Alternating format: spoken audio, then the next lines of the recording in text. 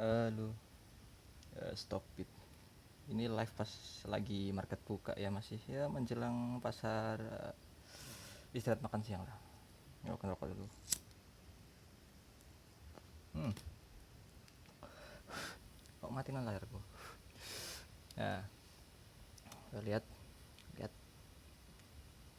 portfolio akun kecilku. Bentar, di pause dulu. Kemarin soalnya ada yang ngomong kalau ada yang lihat pinku ya. Sorry, sering nggak nyadar aku. No, lihat, lihat. Akun anu nggak perlu nyari saham aneh-aneh, nggak perlu cari saham muluk-muluk ya. Ini udah bisa profit 3%, 5%, 1% loh. Aku pakai strategi nggak aneh-aneh bro, cuma nyari ya saham bagus, saham yang masih bertumbuh labanya, udah gitu aja, simple. Mungkin nyari di harga yang lebih murah gitu buat investasi ya. Dan aku tinggal segini sih. Aku kalau masih ada saldo nyisa itu kayak gimana gitu, gatel ya. Coba nyari saham-saham yang murah yang bagus. Apa ya enaknya saham apa ya? Hekat berapa ya? Hekat cuma bisa kebeli satu ya, tapi ini masih delosor ke bawah, ini kayaknya masih bagus, masih murah. Kalau aku beli ini cuma bisa beli satu aku. Mana ya sebelum market close lah.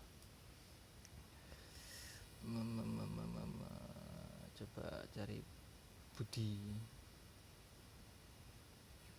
Budi Scratch and Sweet. Nah, oh iya juga cuma bisa beli satu juga ya. Bagus loh Pak. Alah ketinggalan aku.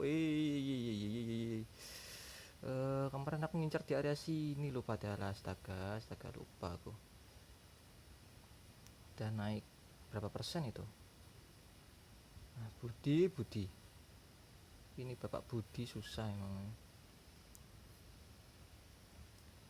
Oh iya, kemarin udah nonton videonya belum?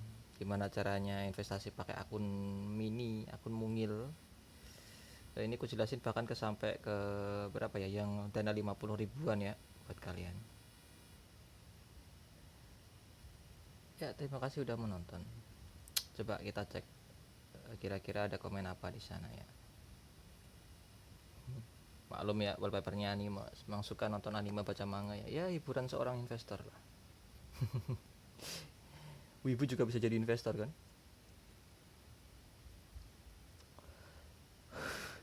Hmm. Kalau di YouTube Studio itu kadang agak agak aneh. Pakai YouTube yang biasa aja lah.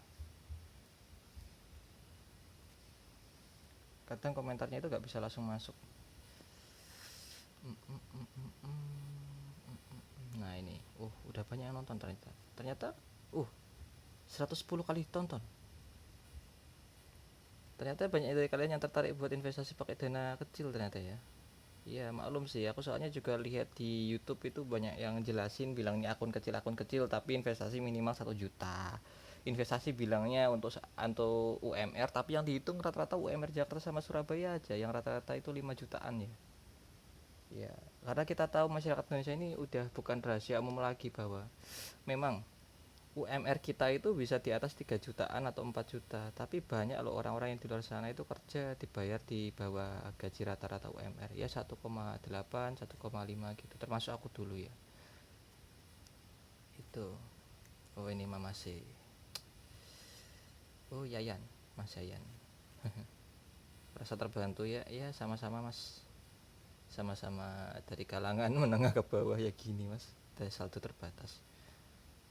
Oke, yang ini ada komentar apa lagi baru, siapa tahu. Coba. Nah, ini masih yang kemarin ya. Ini Mas, saham kapal induk yang syariah.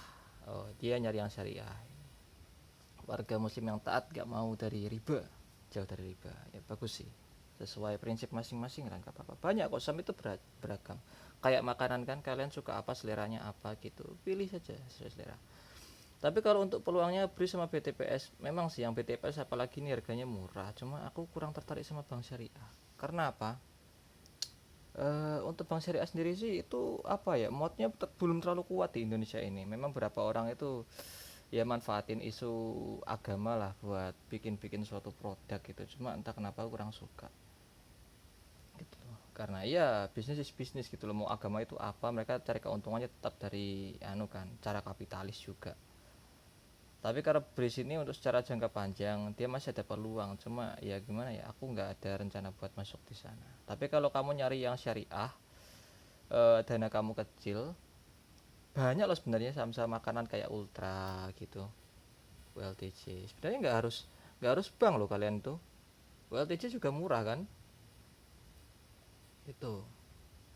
Atau kayak Cleo yang kemarin aku jelaskan itu kan, itu juga murah juga. Atau apalagi, nah kalau kalian dananya agak besar mungkin yang aku sarankan itu ICBP, karena dia itu gencar sekali ekspansinya di luar, apalagi ya sekarang dia itu walaupun sekarang momentumnya harga komoditas lagi naik, utamanya gandum yang menjadi sumber utama produksinya ICBP ya, Indofood. hmm.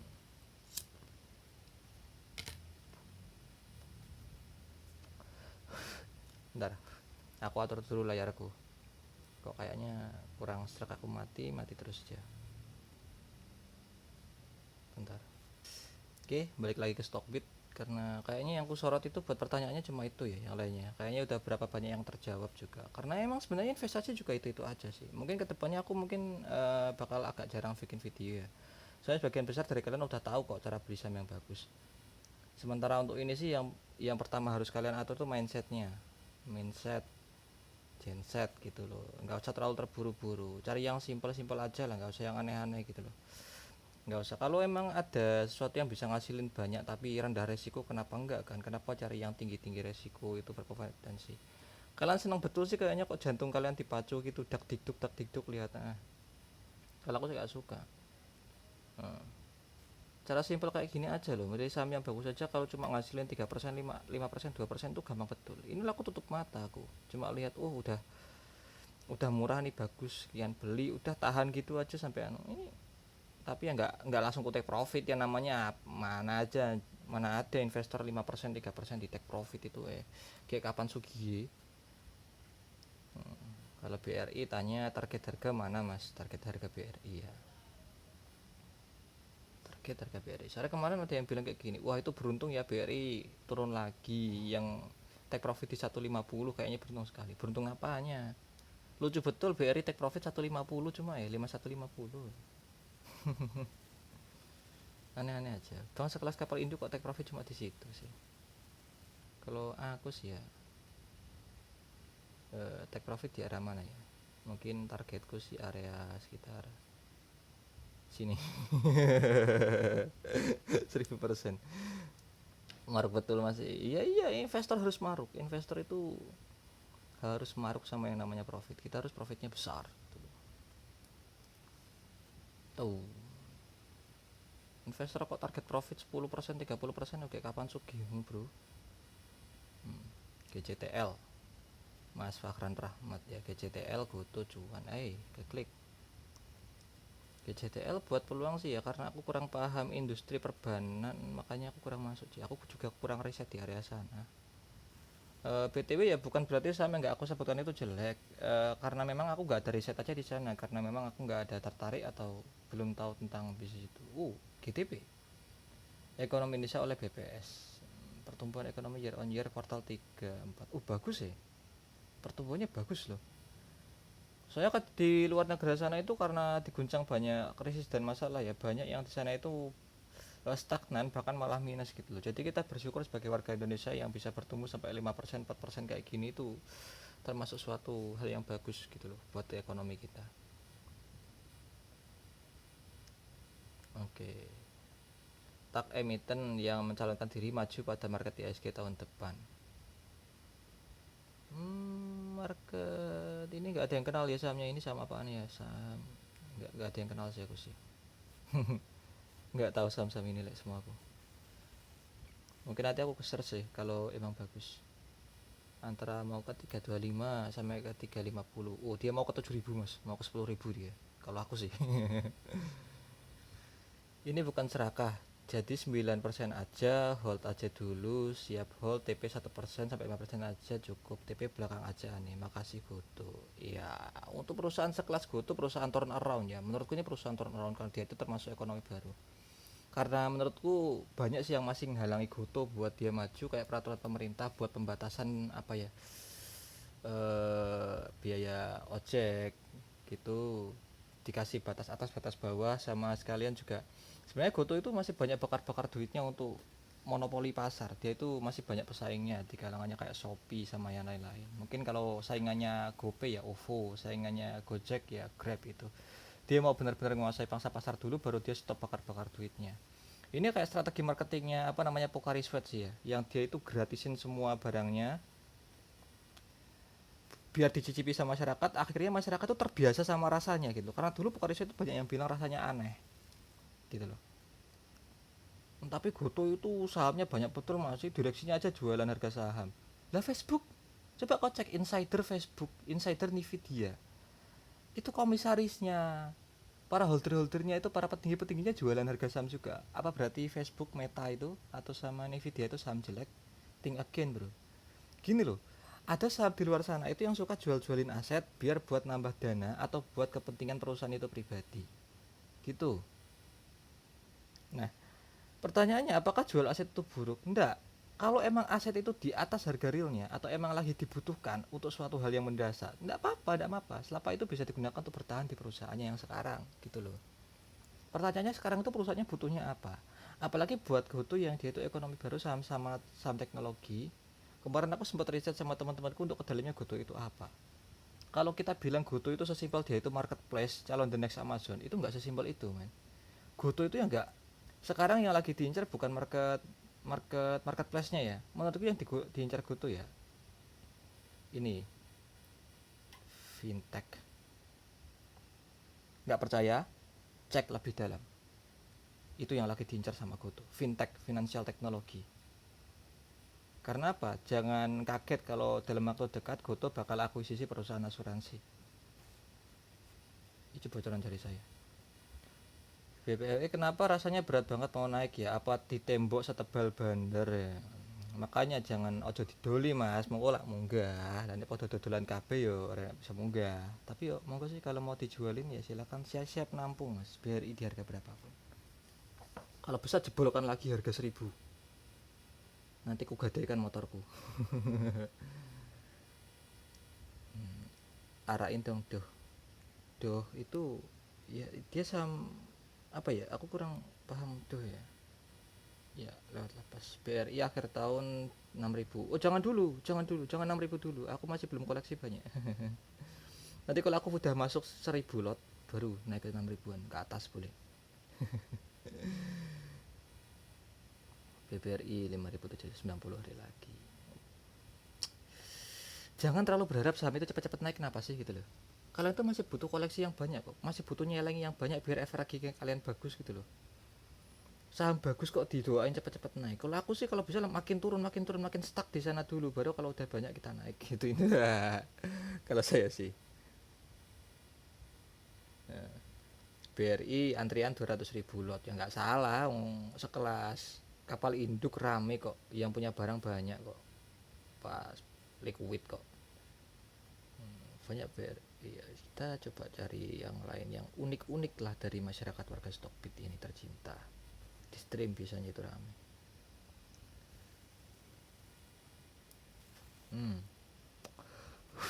Bahas saham yang murah atau justru murahan ya, karena semua itu nggak bisa hanya diukur dari PBV sama price earning ratio aja, banyak faktor dalam.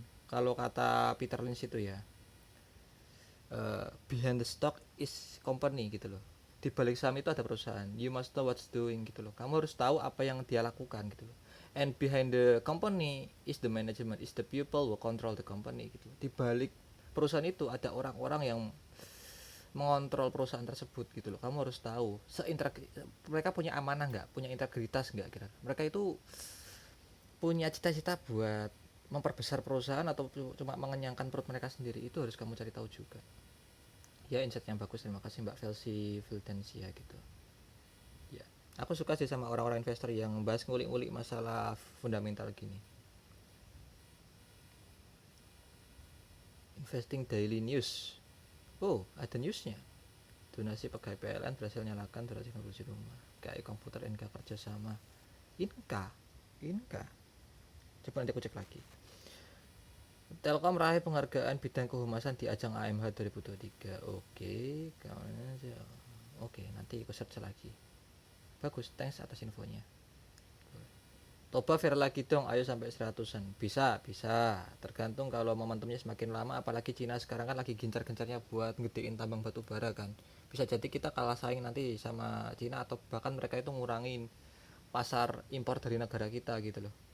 Bisa jadi. Makanya banyak sekarang itu para emiten batu bara mulai gencar untuk beralih ke energi terbarukan.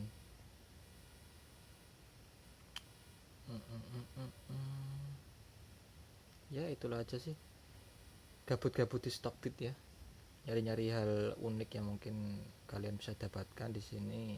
Cuma ya gitu, disaring lagi sesuai strategi kalian, jangan karena di sini ada post gitu diikuti ya.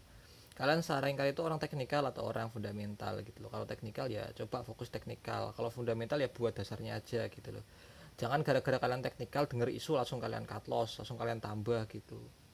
Kenali resikonya dulu gitu loh, kenali resikonya. Seaneh apapun strategi, kalau kalian tahu resikonya gitu loh, kalian manage resikonya, pasti juga kalian gak bakal senyungsep itu kok. Kalian gak bakal senyungsep itu. Masnya kayak tahu aja, masnya nggak trading kok. Loh, saya trading. Jangan bilang saya nggak trading. Oh, lo nyungsep toh. Ini aku beli di area sini kejauhan ya, delosornya dia gold itu. Ya nggak apa-apa lah, ini pakai akun sisa-sisa dividen kok ini kok. Nanti kalau margin call ya bodo amat lah. Secara tren sih masih bagus sebenarnya dia itu. Ini bisa gini sih harusnya loh, kalau dari patternnya loh ya. Coba kita lihat di M5 gitu. Oh, ascending triangle. Coba kita nunggu kayak gini aja. Nanti break area sini, balik sini, ini sini gitu. Sesimpel itu. Ya karena pengalaman saya trading begitu lama, jadi ya kayak udah melekat di mata gitu. Tapi ya namanya analisa ya pasti bisa salah dong. Siapa yang analisa nggak pernah salah gitu loh. Semua itu tergantung apa ya, wawasan kalian dan juga berapa lama jam terbang kalian di dunia ini. Makanya kalian fokus di satu bidang aja. Kalau kalian investor ya investor aja dulu, kalau kalian trader ya trader aja dulu, jangan lompat-lompat gitu. Kalian kenali resiko kalian. Kalau aku sih buat kalian yang masih dananya kecil, dana terbatas, ya mending invest aja dulu. Soalnya tugas kalian kembali lagi ya ngamanin dana sama ngembangin dana kalian, bukan resikoin dana kalian. Kalau buat kalian yang uangnya udah cuan lumer-lumer ya, itu pun ibaratnya uang kalian udah 500 juta gitu. Bahkan menurut aku ya resikokan aja sekitar 5% lah mentok itu. 5% berarti 5 kali 5 25 jutaan aja lah gitu. Kenapa kok gitu mas? Setidaknya ketika ada apa-apa sama 25 juta ini, kalian masih punya cadangan banyak, masih punya peluru banyak gitu loh. Jadi psikologi kalian juga nggak akan terganggu. Nggak kalian langsung semua all in di instrumen yang beresiko. Itu hal yang cukup unik menurut saya ya gitu. Udah close market nih.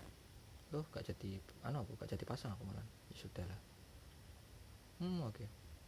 Turun lagi yang BRI ya, bagus lah. Jangan naik dulu ya BRI, please. Jangan naik dulu. Aku masih belum pasang banyak. Oke, jadi untuk yang pertanyaan tadi yang tanya masalah BRI sama BTPN bagus mana. Untuk saat ini sih aku belum ada prospek di perusahaan syariah ya, apalagi perbankan. Kalau syariah yang lain aku ada banyak, utamanya daerah consumer good itu bagus. Salah satunya adalah Ultra Jaya sama Clio. Kalau untuk yang lain kayak perbankan itu aku masih kurang serak sih, karena banyak sekali hal buruk yang pernah terjadi pada akun saya saat masang di perbankan syariah, utamanya Panin Syariah. Sekarang udah naik katanya, tapi entahlah, enggak ada kepinginan buat masang di perusahaan syariah. BTPS dulu pernah profit di BTPS, cuma karena aku ngerasa kayak loh kok perusahaannya kok gini ya dalamnya ya, aku bilang banyak kredit yang macet dan profitnya juga kurang terlalu gede menurutku, jadi ya udahlah, bertumbuh. Cuma kalau emang ada perusahaan lain yang bisa bertumbuh lebih banyak di sama-sama sektor perbankannya, kenapa aku milih itu kan, itu loh. Jadi nggak usah lah punya saham yang supermarket kalian pegang semua, itu nggak usah. Kenapa? Kalau kalian pegang terlalu banyak, nanti harga pertumbuhan portfolio kalian nggak akan beda jauh sama IHSG, gitu loh. Karena IHSG sendiri itu kan tercipta dari rata-rata harga saham yang ada di market sesuai bobotnya masing-masing. Nah, kalau kalian ingin ngalahin IHSG, ya pilih aja saham yang paling berkualitas gitu loh. Apalagi yang dananya kecil, jangan pilih saham terlalu banyak. Fokus aja di satu atau dua dulu gitu loh. Nanti kalau udah di atas 1 juta baru bisa 3, di atas 5 juta baru bisa 4 gitu. Kalau aku sih gak bakal pegang lebih dari 5 saham ya. Itu cluenya. Aku gak bakal pegang lebih dari 5 saham. Karena apa? Satu, susah manage-nya. Karena aku jelas harus baca laporan keuangan, baca beritanya, baca perkembangan perusahaannya, prospek kedepannya kayak gimana. Gitu. Goto naik ya kemarin. Yang di akunku yang besar itu sempat serok di harga 54-an kalau nggak salah. Sekarang udah berapa persen ya? Entahlah, nggak mikir juga aku. Terserah lah, kalau mau naik sekarang ya naik, ya gak naik ya silahkan. Saham setruk. Udah kayak ingetin kemarin nih kayaknya. Untuk prospek saham miras aku nggak ikut ya, karena ya entah sendiri ya, di agama saya melarang untuk memegang saham miras. Bukan bukan, kalau kalian suka saham miras ya silakan, ini plan saya sendiri, jadi jangan diikuti. Sesuai plan kalian lah. Kalau planku sih nggak melarang saya untuk masuk ke miras, utamanya untuk agama saya. Teguh, saham minuman boba ya, dia arah terus dari kemarin tuh, ada alasan apa? Profitnya bagus kah atau gimana? Laporan keuangannya nggak ada yang spesial sih, Teguh. Ya kalau ini sih murni di pom pom ya, kita lihat market capnya berapa. Lah market cap cuma di bawah 1.500 triliun kok. Ya gimana gak gampang di pom pom gitu loh. Ini gak masalah order book ya. Market cap ini jumlah total harga saham ini, kalau diborong semua itu harganya berapa ya, ini dia dapat dana segini kalau jumlah semua lembar sahamnya itu dijual semua gitu. Makanya kalau harganya makin mahal berarti kan ada berapa banyak arus uang baru yang masuk kan, itu namanya money flow. Makanya harga market capnya ikut naik gitu loh. Ibaratnya gini, satu beras itu harganya 5.000, lah di gudang kalian itu ada 100 beras gitu loh, maka market cap beras di gudang sampean itu ada 500.000 lah, maksudnya gitu pak. Nah kalau ada orang yang nawar satu beras di gudang sampean itu, satunya itu 6.000, ya totalnya market cap sampean ya 6.000 gitu loh, karena ada uang baru yang ingin masuk dengan jumlah lebih tinggi dari harga sebelumnya, itu bisa nambahin market cap. Lah kalau harganya turun ya market capnya ikut turun, soalnya orang nggak mau beli di harga yang sama, di harga yang sebelumnya segitu gitu pak. Itu prinsipnya market cap. Ini ada di pelajaran money flow sih, bukan keahlianku tapi aku paham-paham sedikit lah. P rasionya juga tinggi betul untuk perusahaan consumer ya, peak value nya juga nggak wajar. Untuk perusahaan yang baru berdiri sih aku sarankan untuk ngincar yang baru IPO ya, di antara 2,5 sampai 3, ini wajar untuk perusahaan consumer good. Untuk perusahaan earning ratio usahakan jangan di atas 20. Kalau di atas 20 mending gak usah ambil. Ya bener sih bisa naik, cuma kalau ngasilin 35% aja sekali arah gitu aja, besok dibanting lagi. Berapa banyak sih saham di ISG yang bisa ngasilin 35% dengan lebih santai gitu loh, daripada kalian dak dikduk. Oke, kita segitu aja ya. Besok sambung lagi kalau kalian suka konten live muter-muter gak jelas kayak gini, bahas-bahas isi bongkar-bongkar isi stock bit atau market saham. Ya sampai jumpa di video selanjutnya, saya akhirin dan semoga portfolio kalian membaik.